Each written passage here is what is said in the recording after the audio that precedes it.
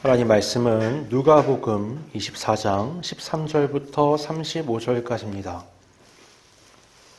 누가복음 24장 13절부터 35절까지입니다. 봉독하겠습니다.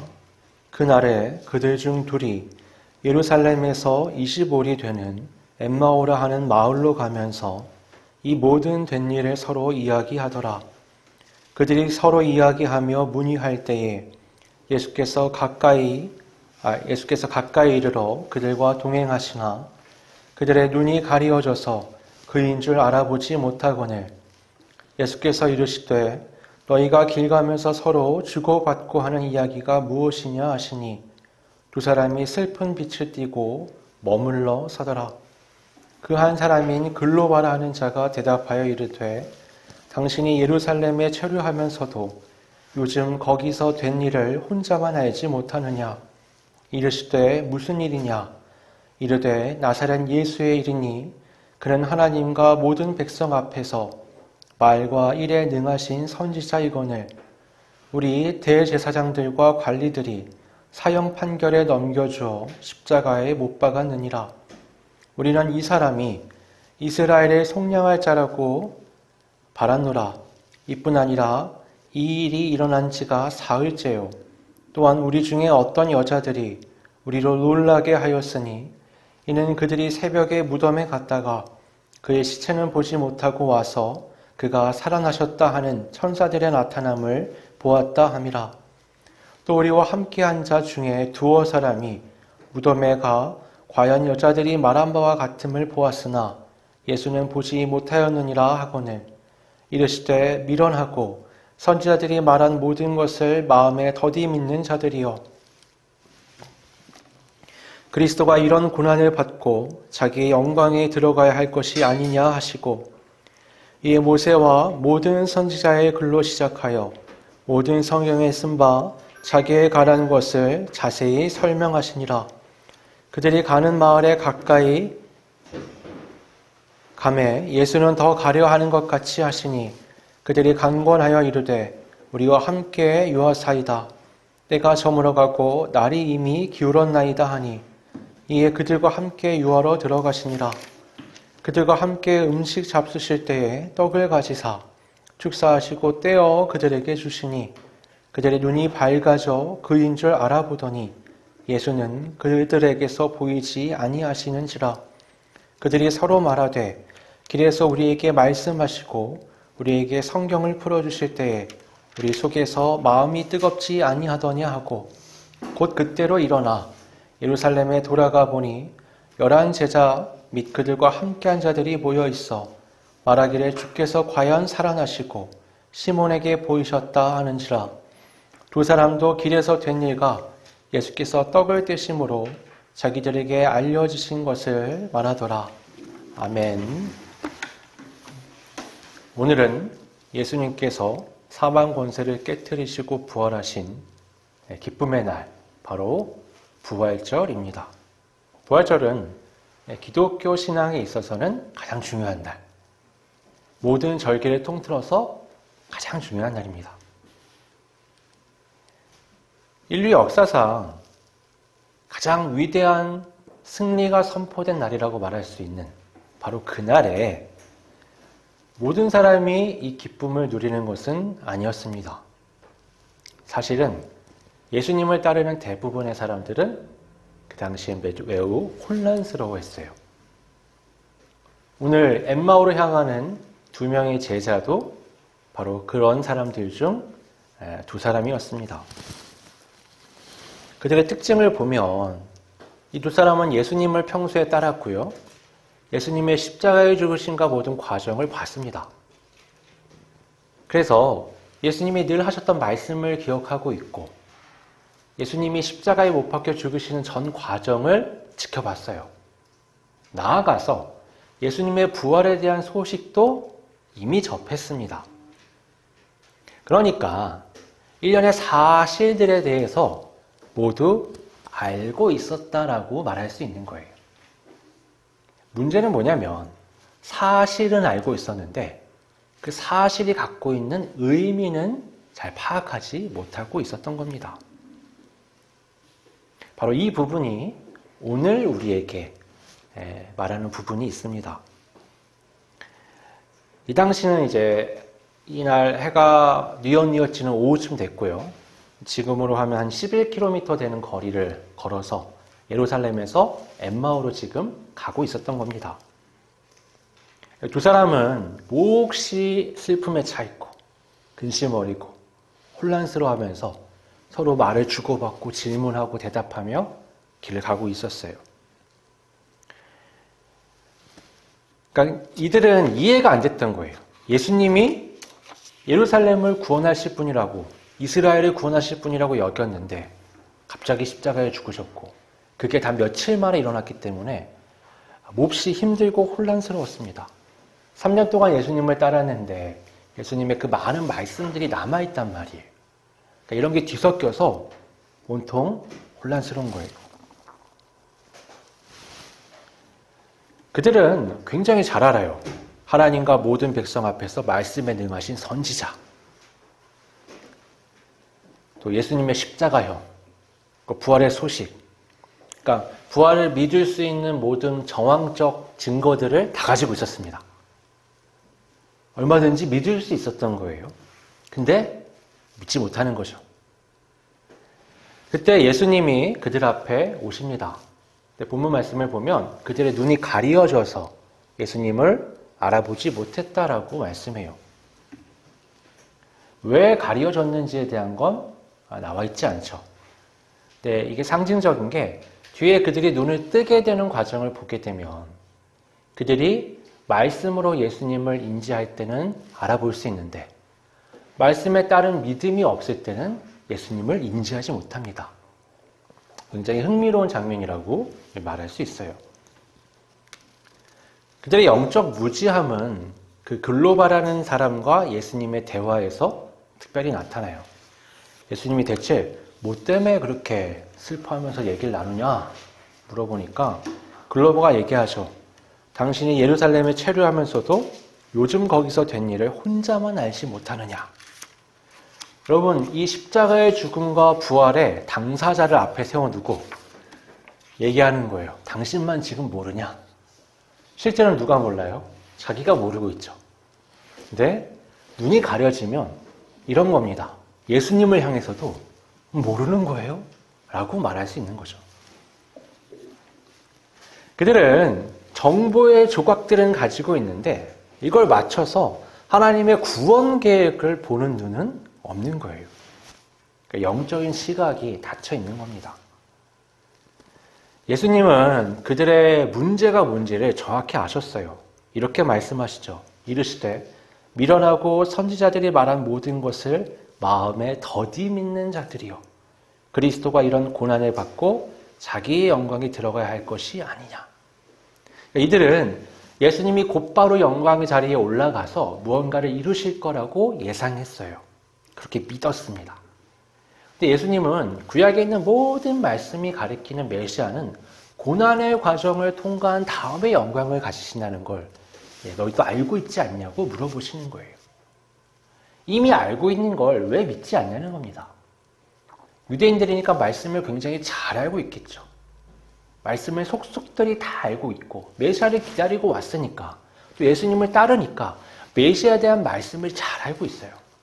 평소에 예수님이 고난받을 것에 대한 예고도 많이 하셨기 때문에 그걸 모를 리가 없습니다. 그러나 그게 눈에 안 들어오는 거예요. 예수님을 생각할 때 고난은 저쪽으로 제쳐주게 되는 겁니다. 영광만 보는 거죠. 예수님의 진단은 날카로워요. 예수님 미련하다라고 얘기하시잖아요. 미련하다. 그러니까 눈앞의 사건과 알고 있는 하나님의 말씀이 연결되지 않는 거예요. 그러니까 미련하다고 말씀하시고요. 마음에 더디 믿는다. 머리로는 알고 있어도 이게 마음으로 와서 작용하지 못하는 겁니다. 주저주저해요. 말씀을 신뢰하지 못합니다. 그러면 대체 해결책이 뭐냐? 그러니까 우리 같으면 뭐라 그러겠어요?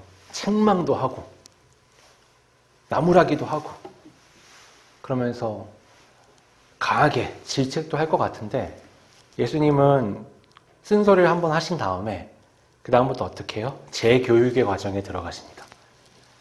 속성 과정이에요. 구약에 있는 말씀을 콕콕콕콕 찝으면서 예수님이 메시아가 어떻게 고난받고 어떻게 부활해야 되는지에 대한 걸 쭉 설명하세요.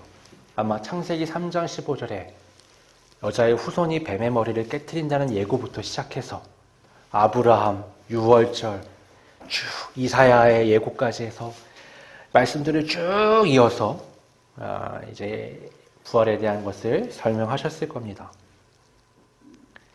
예수님이 하시는 말씀은 뭐냐면 예수님의 죽음은 우발적 사고가 아니라 하나님의 구원 계획에 의한 필연적 과정이다라는 걸 말씀하시는 거예요. 그러니 이건 혼란스러울 것이 아니라 기쁨의 눈으로 바라봐야 하는 것이다라고 말씀하시는 겁니다. 이건 마치 복잡한 가구를 조립하는 것과 같아요. 요즘은 조립식 가구를 많이 팔거든요. 집에 가져오면 제가 보통 그러는데요. 처음엔 설명서를 안 봅니다. 의기양양해요. 아니 뭐 그런 거 다 구조가 뭐 보면 아는 거지. 하다 보면 어떻게 되는 줄 아세요? 끝에 가서 뭐가 남아요. 분명히 다 조립한 것 같은데.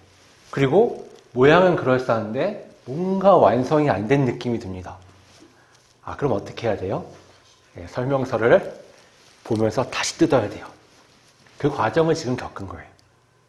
그렇게 하면 완벽한 제품을 만들 수 있는 거죠.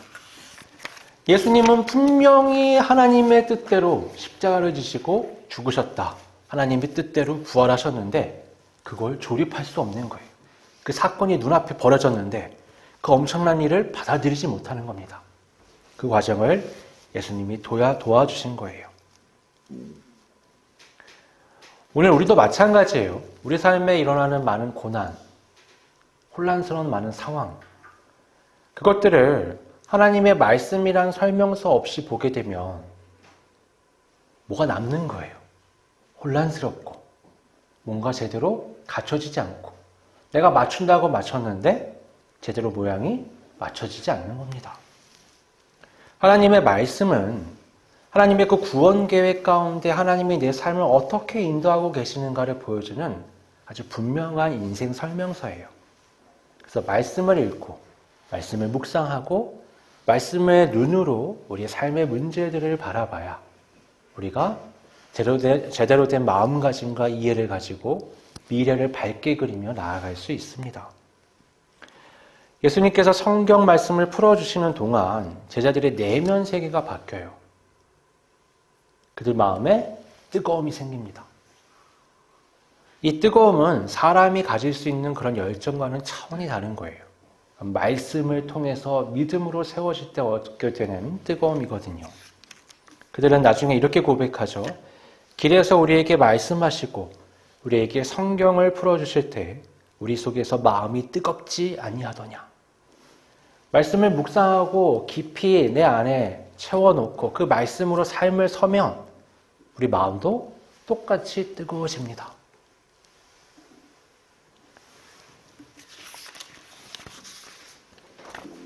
그들이 엠마오에 도착을 했어요. 예수님은 더 가시려고 했는데 그들이 강권해서 예수님을 붙들죠. 그리고 함께 식사 자리를 합니다. 여기서 예수님은 늘 하시던 걸 하세요. 떡을 가시고 그들에게 하셨던, 늘 제자들과 식사 때 하셨던 축사하시고 나눠주십니다. 늘 하던 반복된 행동인데 이게 그들의 눈을 열어줬어요. 31절에 보면 그들의 눈이 밝아져 그인 줄 알아보더라. 여러분, 이 떡을 떼는 축사는 그냥 단순한 떡을 떼는 과정이 아니고요. 이건 예수님의 십자가의 대속을 보여주는 겁니다. 마지막 만찬 때도 이거 가지고 떼어주시며 이건 너희를 위하여 찢는 내 살이다 라고 말씀하셨잖아요.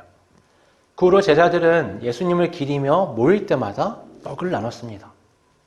그러니까 이건 늘 하던 거긴 하지만 이게 예수님의 십자가의 대속과 연결될 때 예수님의 누구신지를 볼 수 있는 눈을 열어주는 놀라운 효과를 나타낸 거예요. 부활신앙은 단순하게 지식으로만 완성되는 게 아닙니다. 예수님이 2000년 전에 이 땅에 오셨고 십자가에 죽으셨고 부활하셨대. 그걸 나와 상관없는 지식으로만 여기면 그건 나의 기쁨이 될 수가 없어요. 그건 말씀의 깊은 묵상과 또 우리 같은 성찬에 참여하는 또 이 기독교 교회 안에서의 교제에 참여하는 과정을 통해서 몸된 교회로서 그리스도 예수를 경험하는 과정을 통해서 느낄 수 있는 겁니다. 재밌게도 요 순간에 예수님이 사라지세요. 되게 이상하죠? 왜냐하면 예수님이 그렇게 해서 확인시켜줄 필요가 없기 때문이에요. 그들은 도달한 겁니다. 예수님이 메시아이시고 십자가에 죽으시고 부활하셨음을 굳게 믿고 그 안에 확립되는 상황이 된 거예요. 그들은요, 마음이 뜨거웠어요. 사람이 마음이 뜨거우면 어때요? 가만히 있지 못합니다.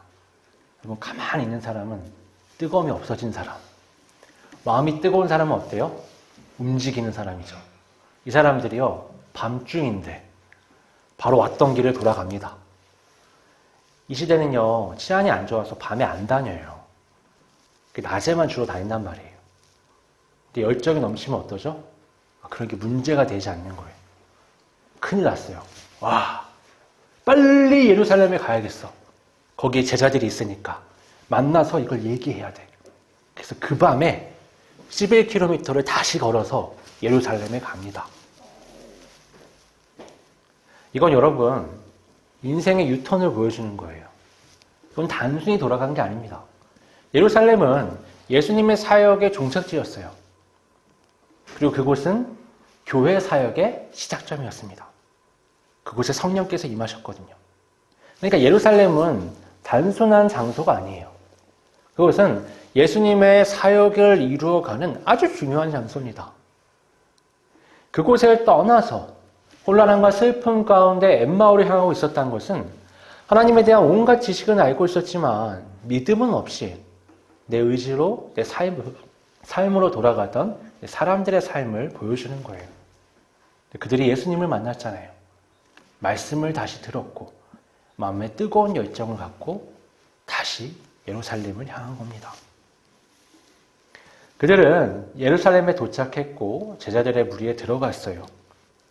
그리고 외친 거죠. 가봤더니 어때요? 베드로가 예수님을 만났다는 얘기를 하면서 모두가 다 들떠 있는 거예요.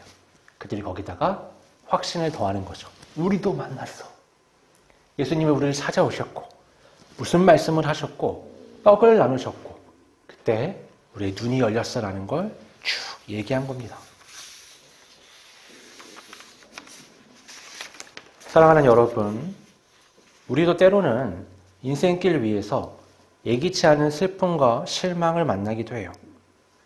신앙이 처지고 영적인 침체를 경험하면서 나의 엠마오를 향해서 가기도 합니다. 예수님의 부활 소식이 십자가의 죽으심이 내 인생과 그렇게 크게 상관이 있는 것처럼 느껴지지 않을 수도 있단 말이에요. 그러나 오늘 말씀은 분명히 보여줘요. 예수님은 그런 나를 그냥 두지 않으십니다. 옆에 오세요. 그리고 에이 미련한 놈이라고 한마디 하신 다음 말씀을 풀어주시기 시작합니다. 여러분, 우리의 신앙이 처져 있고 그리스도 예수에게서 떠나 있고 내 마음이 세상을 향해 가 있다면 돌릴 수 있는 길은 한 가지뿐입니다. 말씀 앞에 서는 거예요. 말씀을 묵상할 때 우리 안에 내주하시는 성령께서 그 말씀을 풀어주십니다. 그 말씀을 이해할 수 있게 하시고 그 말씀을 묵상할 때 우리 안에 잃어버렸던 열정, 하나님께로부터만 공급되는 뜨거움이 회복될 수 있습니다. 그게 없이는 예루살렘을 향할 수가 없어요. 그게 없이는 천국을 향한 삶을 살 수가 없습니다. 내 안에 있는 많은 것들이 있어도 그 사실들과 정보들이 있어도 그걸 묶어서 하나님의 눈으로 볼 수 있는 영적 안목이 없다면 그건 내 인생의 의미를 가져다 주지 못해요.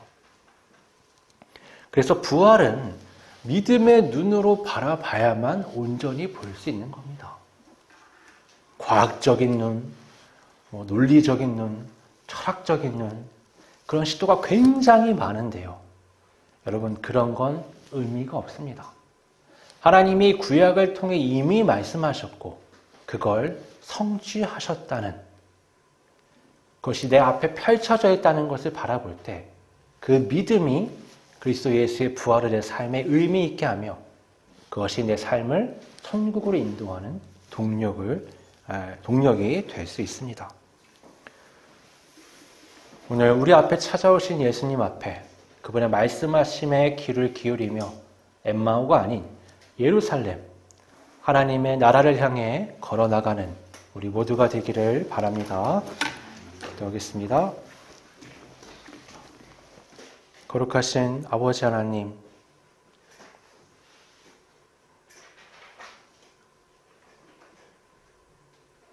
하나님 말씀을 아무리 잘 알고 있고 신앙생활을 아무리 오래 해도 말씀이 지식과 정보에 머물게 된다면 삶은 혼란스럽고 하나님의 은혜와 인도하심은 없는 지치고 힘든 삶이 될 수밖에 없음을 오늘 말씀을 통해 확인하였습니다. 그러나 그 순간에도 예수님은 나의 삶에 찾아오시고 나를 일으켜 세우심을 보았습니다. 주께서 우리에게 주시는 그 말씀을 통해 성령께서 내 안에서 말씀을 기억나게 하시고 가르치심을 통해 그 말씀을 통한 믿음이 내 영안을 열고 내 안의 영적인 힘을 회복시키며 부활의 소망을 안고 삶을 살게 함을 또한 보았습니다.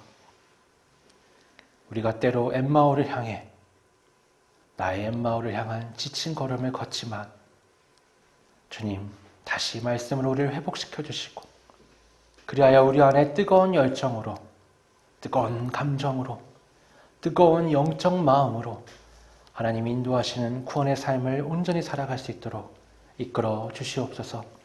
거룩하신 예수님의 이름으로 기도드립니다. 아멘.